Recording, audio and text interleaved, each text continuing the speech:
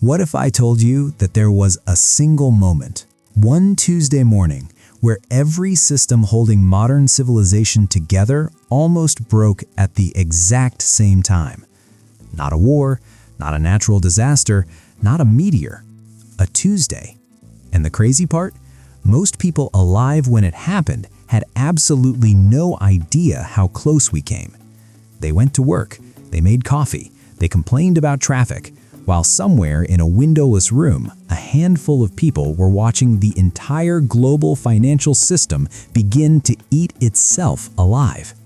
This is the story of 2008, the real story, not the textbook version, not the Hollywood version, the human version, the one about greed, fear, delusion, and what happens when an entire civilization convinces itself that the rules of reality no longer apply. Because that's what this was really about. Not mortgage-backed securities, not credit default swaps, not subprime loans. Those are just the words they use to keep you from understanding what actually happened. What actually happened was something ancient, something deeply, embarrassingly human. And by the end of this video, you're going to see it, not just as a financial crisis, but as a mirror, a perfect reflection of patterns baked so deep into human psychology that they show up in every single civilization that has ever risen and collapsed throughout the entire history of this planet.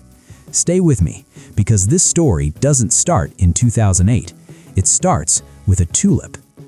Part 1. The madness that keeps coming back.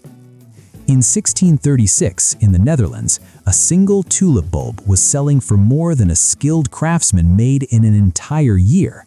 Let that sink in. A flower, a single flower bulb, worth more than 12 months of human labor. People were mortgaging their homes for tulips. They were selling their businesses, their livestock, their furniture, all to get in on what everyone around them was calling the opportunity of a lifetime. The Dutch called it tulpenwoede, tulip mania, and historians would later look back on it as the world's first recorded speculative bubble. And then, in February of 1637, the market collapsed in a single week. Fortunes evaporated overnight. Families who had been wealthy on Monday were bankrupt by Friday. Now here's the question that should bother you. Why did it happen again? Not just once, not just twice, but over and over and over again. The South Sea bubble in 1720, the railway mania of the 1840s, the dot-com bubble in 2000, and then 2008. Same pattern, different costume. Because here's what nobody wants to admit. The financial system didn't fail in 2008. Human psychology did. And psychology, unlike policy, doesn't change just because you write a new law. There's a concept in behavioral economics called herd behavior, the documented psychological tendency for humans to abandon their own independent judgment the moment they perceive that the crowd around them is moving in a particular direction. It's not stupidity, it's actually a survival mechanism. For most of human evolutionary history, if everyone around you was running, the correct response was to run too. You ask questions later. You didn't stop to evaluate whether the threat was real. The problem is that modern financial markets are not a savanna, and the predator isn't behind you. It's in the mirror. In 2003, 2004, 2005, Americans were watching their neighbors buy houses and then flip those houses for profit, and then buy bigger houses and flip those for even more profit. The price of homes had been rising for so long, so consistently, that something shifted in the collective American psyche. People stopped asking, "Is this sustainable?" They started asking, "How much can I get?"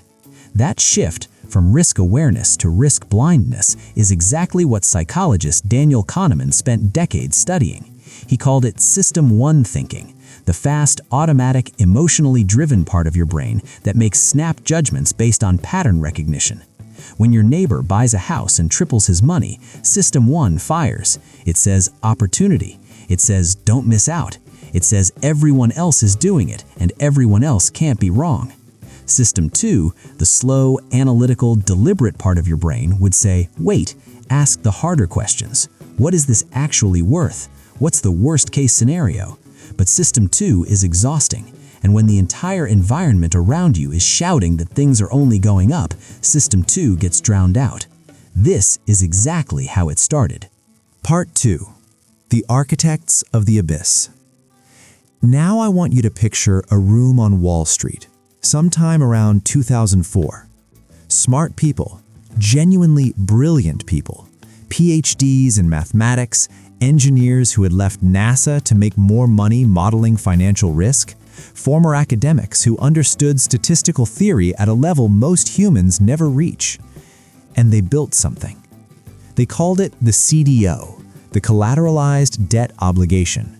And on paper, it was an elegant solution to an old problem. The idea was simple.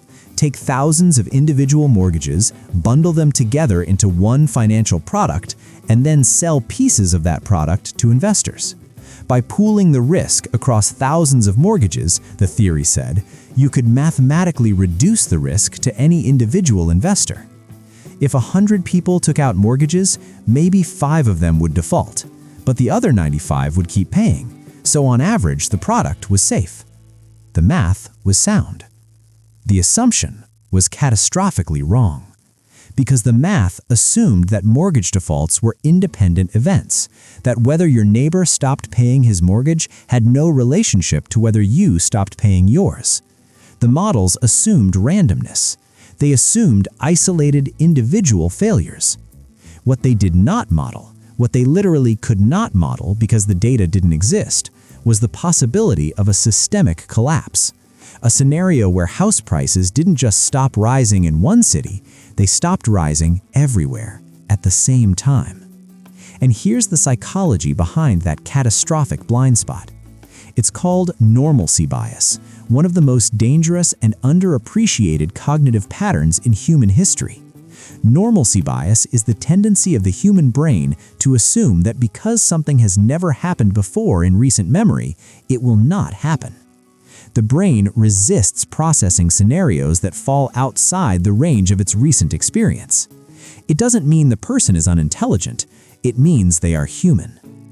The rating agencies, the companies whose entire job was to evaluate the risk of these financial products, gave the most complex, opaque mortgage-backed securities the highest possible safety rating, AAA. The same rating given to United States Treasury bonds, the same rating given to gold. Why? Because their models looked at historical data, and in the historical data, American house prices had never fallen nationally all at once in the modern era. Therefore, according to the model, it couldn't happen. The map was wrong, but nobody questioned the map because the map had never been wrong before. And then there's the third player in this story, the one that makes everything so much worse: the incentives. The mortgage broker who sold you your loan, he got paid the moment you signed. Whether you could actually afford it was no longer his problem. He'd already sold the loan to a bank. The bank that packaged your loan into a CDO, they got paid when they sold it to investors. Whether those mortgages were good was no longer their problem. The rating agency that stamped it AAA, they got paid by the same banks whose products they were rating. Every single person in the chain had every incentive to keep the machine running, and no personal incentive to ask whether the machine was about to explode. This is what psychologists call a principal-agent problem. When the person making the decision is not the one who bears the consequences of that decision, you get a systematic distortion of judgment. It's not malice necessarily, it's structure. The structure made irresponsibility rational, and the structure was everywhere. Part 3. The moment the clock started. By 2006, something was already quietly dying. In the Rust Belt cities of Ohio and Michigan, in the sprawling new subdivisions of Florida and Nevada, homeowners who had been sold mortgages they could never realistically afford were starting to miss payments. These were called subprime borrowers, people with low credit scores, unstable income, sometimes no income at all, who had been given mortgages because the system had evolved in a way where almost nobody was checking anymore. There are documented cases of mortgage applications that were literally never verified. People listed income they didn't have, occupations they didn't hold. One banker later testified that they had a name for these: ninja loans. No income, no job, no assets. And the banks approved them because the banks didn't plan to hold them. They were going to package them, rate them, and sell them. By late 2006, default rates were climbing, quietly, in the spreadsheets of risk analysts who were beginning to have a very bad feeling. Some people saw it coming. A small number of investors, people like Michael Burry, the hedge fund manager whose story was later told in The Big Short, studied the data carefully enough to realize that the entire system was built on assumptions that didn't hold. Burry, who had Asperger's syndrome and a habit of hyper-focusing on data for hours at a time, read through the actual mortgage documents that underpinned these securities. He found adjustable rate mortgages designed to reset to unaffordable levels in 2007. He found documentation so thin it was nearly fraudulent. And he did something extraordinary. He bet against the American housing market. Wall Street laughed at him. His own investors called him and demanded their money back. They couldn't understand why he was taking this position. Everyone else was making money. How could he be right and literally everyone else be wrong? This is perhaps the most psychologically devastating aspect of the entire story. Because there's a documented phenomenon called groupthink, first identified by social psychologist Irving Janis, which describes what happens when the desire for group consensus overrides realistic evaluation of alternatives. When everyone around you is certain, the social cost of dissent becomes so high that even people who have doubts begin to suppress them.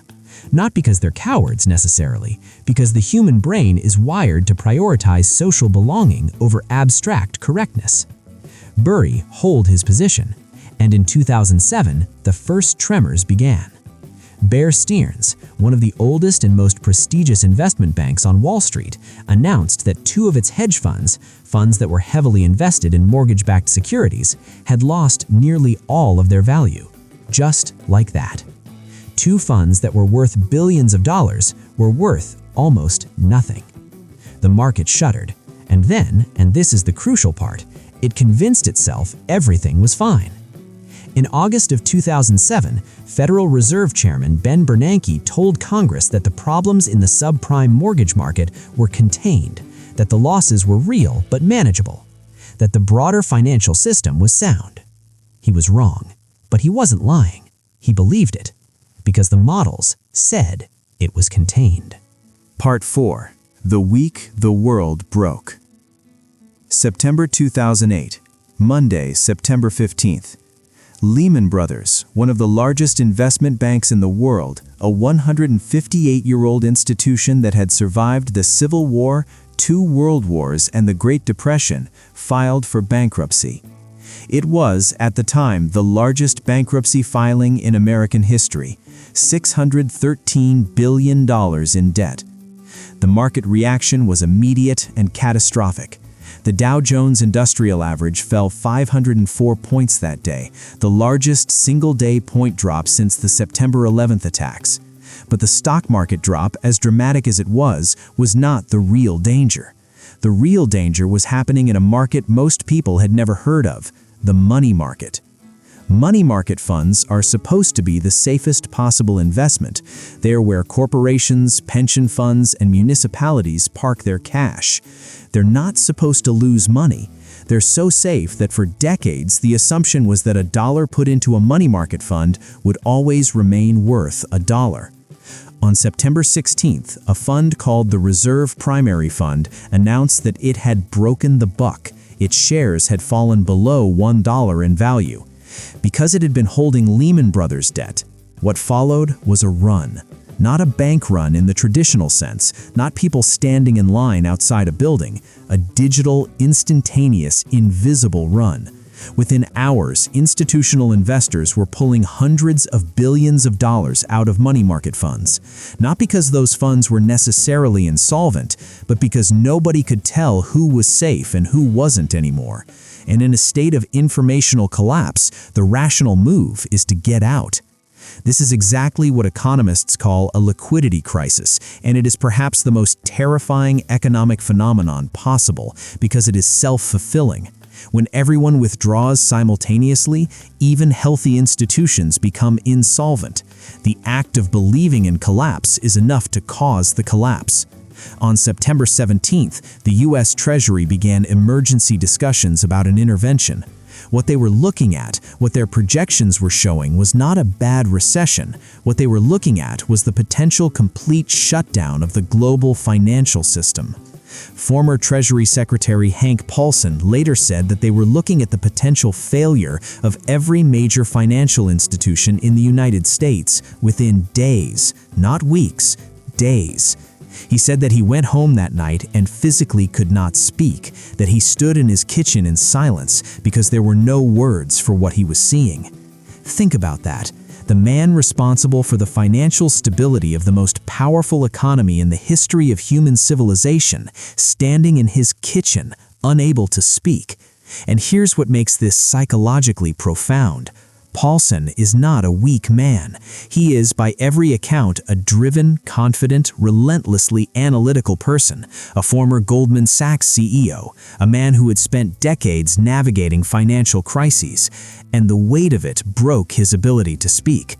Because what he understood, and what most Americans did not, was that we were not talking about abstract losses on paper. We were talking about a scenario where ATM machines might stop working, where grocery stores might not be able to process payments, where payroll systems might fail, where the basic infrastructure of modern economic life might simply stop functioning. The financial system is not separate from civilization. It is the nervous system of civilization. When it stops, everything stops.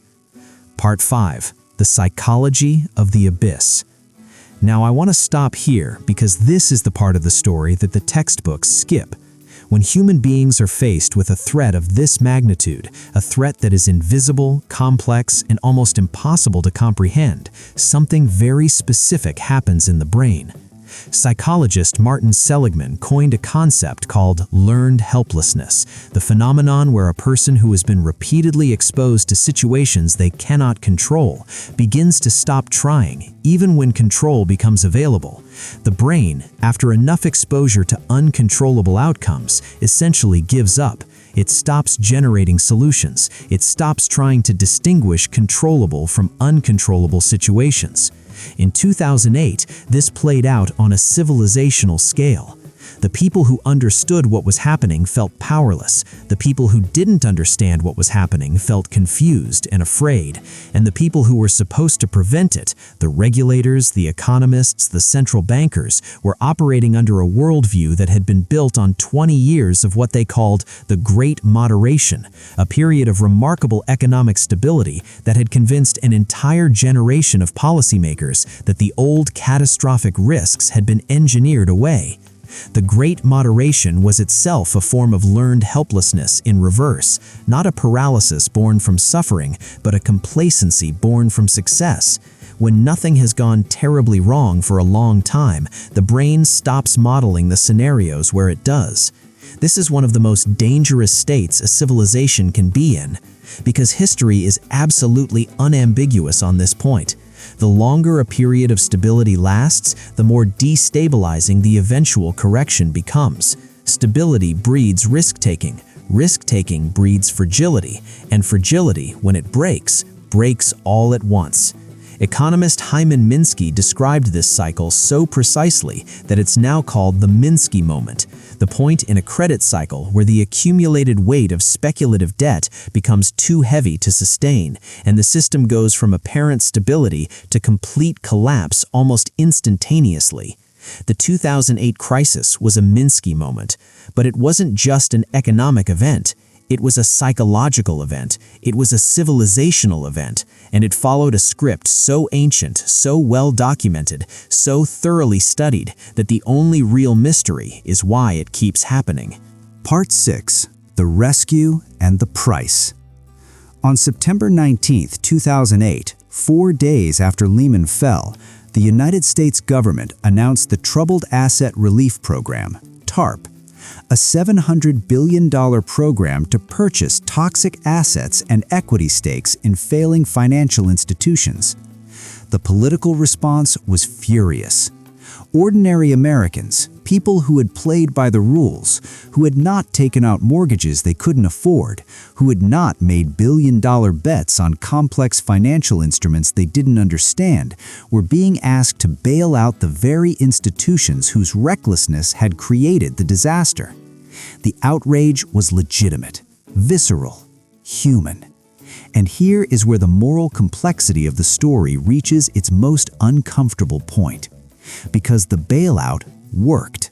Not perfectly, not without profound injustice, not without creating a moral hazard that we are arguably still living with today, the implicit message that certain institutions are too big to fail, that the losses of recklessness will be socialized even when the profits are privatized. But the immediate catastrophe was averted. The ATMs kept working, payroll systems kept running, grocery stores kept accepting payment. The basic infrastructure of modern life held. And most people went on with their lives without ever fully understanding how close it came. That invisibility, the fact that the worst outcome didn't happen, so most people never had to reckon with how real the risk was, created its own distortion. Because when you can't see the catastrophe that was prevented, you can't accurately weigh the decisions that prevented it. You just see the bill. And the bill was staggering. The official TARP cost ended up being lower than projected. The government actually recovered most of its investment as the banks stabilized and repaid the funds. But the broader economic cost was devastating. 8 million Americans lost their jobs. Millions lost their homes. The unemployment rate peaked at 10%. The effects on wealth inequality were profound and lasting. The housing crash disproportionately destroyed the wealth of middle-class and working-class families, while financial assets, stocks, bonds, the kinds of investments held by wealthier Americans, recovered relatively quickly. The recovery was uneven in a way that left deep scars. And those scars, the sense of a system rigged in favor of those who caused the damage, the anger at institutions that were rescued while individuals were not, shaped the political landscape of the decade that followed in ways we are still living with. Part 7. The Mirror. Now here's where I want to bring this back to you, because I told you at the beginning that this story was a mirror, and I meant that. The 2008 financial crisis was not caused by a small number of unusually evil people. It was caused by an enormous number of ordinary people, each of whom was responding rationally to the incentives and information available to them. The mortgage broker who approved the bad loan was trying to make a living. The banker who packaged it was doing his job. The rating agency analyst who gave it a high rating was following a model. The investor who bought it was trusting the rating. Each individual decision evaluated in isolation was comprehensible. The catastrophe was in the system, and the system was built by humans. And humans, every single one of us, carry the psychological hardware that made that system possible. We are all herd behavior. Every one of us has followed a crowd because the crowd seemed to know something we didn't. We are all capable of normalcy bias. Every one of us has looked at a potential problem and decided it wasn't real because it hadn't happened to us before. We are all capable of letting incentives quietly reshape our judgment in ways we don't fully acknowledge. And we are all capable of something even more fundamental. Something that the great Spanish philosopher George Santayana captured in a single sentence that has become so famous it has almost lost its meaning. Those who cannot remember the past are condemned to repeat it. But here's the thing Santayana didn't say, and here's the thing I want to leave you with. It's not just about memory, because we remember. We know about 1637 and the tulips.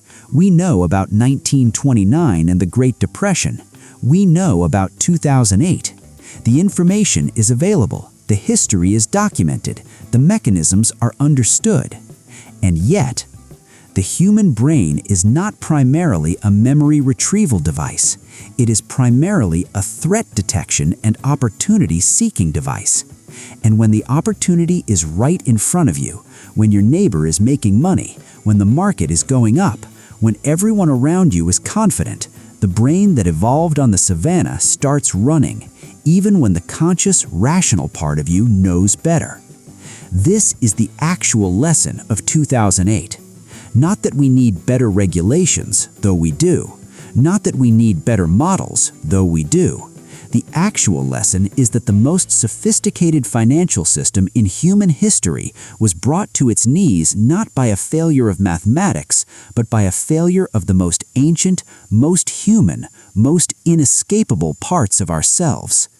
The same parts that make us social, the same parts that make us want to belong, the same parts that make us want to believe that this time is different. It never is. Part 8. What comes next? The world did not end in 2008. The financial system was patched. The banks were recapitalized. The economy, slowly and unevenly, recovered. New regulations, the Dodd-Frank Act, were written to close some of the gaps that had allowed the crisis to build. But if you study the history of financial crises, and I mean really study it, the way economists like Carmen Reinhart and Kenneth Rogoff did in their book This Time is Different, you find something unsettling. The average time between major financial crises, historically, is about 10 years. Not because of a law of nature, not because of some cosmic cycle, but because 10 years is roughly long enough for the people who remember the last crisis to be replaced, marginalized, or overruled by the people who only know the current bull market. 10 years is long enough for the scar tissue to fade. We are, as of today, living in a world that has been shaped profoundly by what happened in 2008. The ultra-low interest rates of the decade that followed, a policy response to the crisis, inflated new asset bubbles in real estate, in stocks, in startups. The political anger generated by the unequal recovery transformed the politics of every major Western democracy. The distrust of institutions, financial, governmental, journalistic, that took root in 2008 and 2009 has never fully healed. We are living in the long aftermath of a day that most people don't remember clearly. And somewhere, right now, there are new models, new instruments, new assets, some of them digital, decentralized, operating outside the regulatory frameworks built in response to the last crisis. New assets that people are buying because the price is going up, because everyone around them is buying, because this time, they're convinced, really is different. Maybe it is. History doesn't guarantee repetition. Understanding the pattern is the beginning of breaking it. But the pattern is only broken by people who do the hard work of System 2 thinking, who slow down, who ask the uncomfortable questions, who are willing to be wrong about the short-term direction of the crowd in order to be right about the long-term trajectory of reality. That's not easy. It has never been easy. It requires a kind of psychological courage that is genuinely rare, the willingness to trust your own careful analysis over the roar of the herd, the willingness to look at something everyone is calling safe and ask, but what are the assumptions underneath this? What does the worst-case scenario actually look like? And can I survive it? These are not just financial questions. They are life questions. The same psychology that drives a financial bubble drives a bad relationship you stay in too long because leaving feels too risky. It drives a career path you follow because everyone around you approves of it, even when something inside you keeps saying it isn't right. It drives the beliefs you hold on to because letting go of them would mean admitting that you were wrong, and the brain, ancient and stubborn, hates admitting it was wrong more than almost anything. We are all, in some sense, always in a market, always making bets about what is real, what is valuable, what is worth our time and our effort and our love. And the lesson of 2008, the lesson that civilization learned and then slowly, inevitably began to forget, is that the single most important skill you can develop is the willingness to question the narrative that everyone around you has agreed is true. Not cynicism, not paranoia, not the reflexive contrarianism of someone who just wants to feel smarter than the crowd.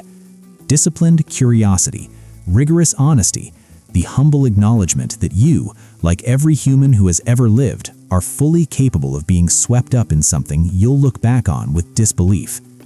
That humility is not weakness. That humility is the closest thing to wisdom that exists. In conclusion, the day the world almost collapsed was a Tuesday in September 2008, and on that Tuesday, most people made their coffee, complained about traffic, went to work, while the people in the windless rooms quietly, desperately tried to hold civilization together with emergency phone calls and government guarantees and the terrified improvisation of people who suddenly understood that the models had been wrong the whole time. They held it together. This time, the only question that history ever asks is whether we're building something worth holding together next time, and whether we have the self-awareness, the courage, and the honesty to notice the cracks before they become a collapse. That's not a question for economists. That's not a question for regulators. That's a question for you. If this story made you think differently about the world, about psychology, about history, about the invisible forces that shape the decisions of billions of people, then share it with someone who needs to hear it, because the most dangerous time to understand how bubbles work is after they've already burst. The best time is right now. Take care of yourselves. Think carefully, and I'll see you in the next one.